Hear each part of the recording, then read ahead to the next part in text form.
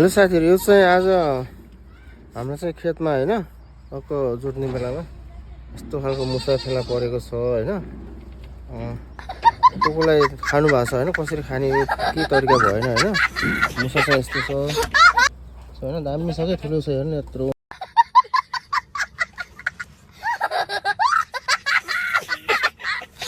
मनको मुसा छ।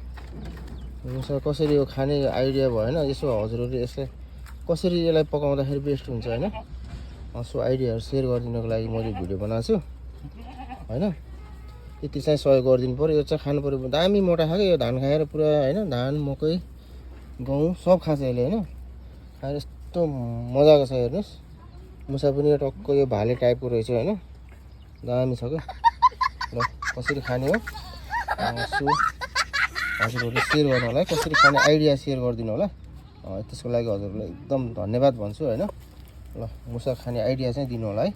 खाना चाहिँ खाने हो, तर कसरी बनाउने त्यो आइडिया भएन है। ल थ्यांक यू सो मच।